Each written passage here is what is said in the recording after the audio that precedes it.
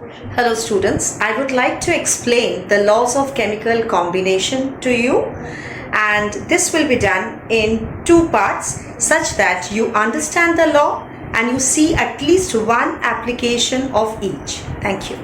Laws of chemical combination includes law of conservation of mass given by Antony Lavoisier in the year 1789, law of definite proportion by Joseph Proust in the year 1799, law of multiple proportions proposed by John Dalton in the year 1803, Gay-Lussac's law of gaseous volume proposed by Joseph Louis Gay-Lussac in the year 1808, and Avogadro's law proposed by Amedeo Avogadro in the year 1811.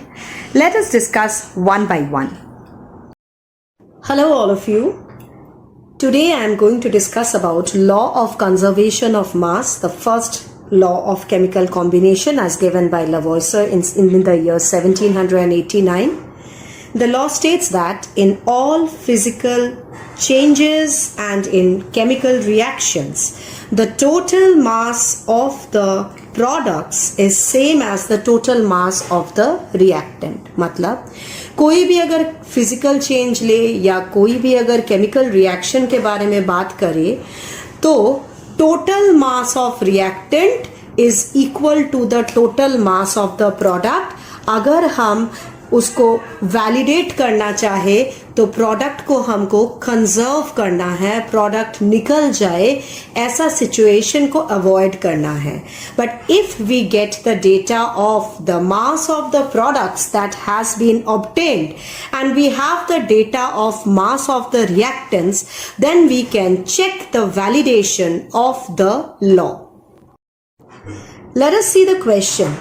If 6.3 gram of NaHCO3, NaHCO3 हम सबको पता है उसका नाम क्या है, sodium bicarbonate, okay, is added to 15.0 gram of acetic acid। तो हम उस रिएक्शन को लिखने की कोशिश करेंगे। चलिए लिखते हैं, सोडियम बाइकार्बोनेट NaHCO3, ये है NaHCO3 सोडियम बाइकार्बोनेट, और साथ में acetic acid, acetic acid is CH3COOH। The residue weighs 18 gram. तो अब ये रेसिड्यू जो है, मतलब रेसिड्यू वेज जो बचा है, जो हम वे कर पा रहे हैं, वो 18 ग्राम है। And what is the mass of the CO2 released. तो कोई भी बाइकार्बोनेट और एसिड के साथ जब रिएक्शन होता है तो रिएक्शन क्या होता है, मानिए इसका सॉल्ट CH3COONA, इसका नाम है सोडियम एसीटेट, साथ में प्रोड्यूस होता है H2O और लिबरेट होता है CO2। तो CO2 रिलीज्ड वो अलग से देखा जा रहा है क्योंकि इट इज रिलीज्ड, एंड जो हम वे कर पा रहे हैं वो रेजिड्यू होता है। तो ये रहा आपका रेजिड्यू। तो इसका मास है 18 gram, so 18.0 gram, and this is 6.3 gram and this is 15.0 gram.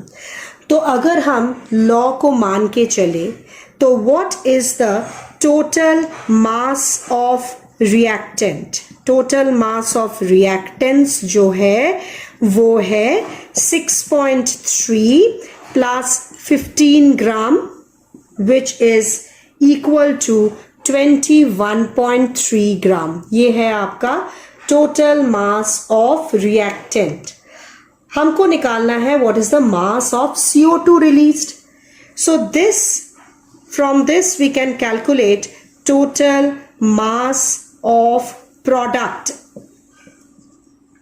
तो टोटल मास ऑफ प्रोडक्ट है क्या, जो हमारे रेजिड्यू है 18 ग्राम, और CO2 रिलीज को अगर हम W ग्राम मान के चले, ये अगर W ग्राम मान के चले, तो then this should be equal to 21.3 gram as per the law of conservation of mass. So if we equate this, then we can easily find out what is the value of mass of CO2 released. Next, moving on, to law of constant composition, definite composition. It says that a pure chemical compound will always contain the same elements combined together in a fixed proportion by weight. कोई भी chemical compound अगर हम किसी भी तरीके से उसको prepare करें, उसके एलिमेंट्स का जो आपस में वेट का रेशियो है वो हमेशा कांस्टेंट रहेगा. मानिए कि वाटर इज H2O, तो ये वाटर हम किसी भी तरीके से प्रिपेयर करें या किसी भी सैंपल ऑफ वाटर ले, उसका फॉर्मूला हमेशा रहेगा H2O. क्योंकि H2O का जो रेशियो है by weight, it is always equal to 1:8. So ये फिक्स रहेगा. सो H2O obtained by whichever method will always have a fixed ratio of H2O by weight as 1:8. As an application of law of constant composition, we can see two experiments being done. In one experiment, copper is reacted with nitric acid and then ignited, and the weight of copper oxide obtained is 2.70 by taking 2.16 gram of copper with nitric acid. In the second experiment, we can see that we can obtain copper from CuO by the method of reduction, and these are the data provided. So what we are going to do is we are going to check the law of constant composition. That is, if we find in both the experiments the percentage of copper in CuO, and if it comes out to be constant, in experiment 1 we'll find out, and in experiment 2 we'll find out separately. If it comes out to be constant, then the law is validated. So percentage of copper in CuO in experiment 1, it can be obtained by 2.16 by 2.70, because this much of copper in this much of copper oxide into 100.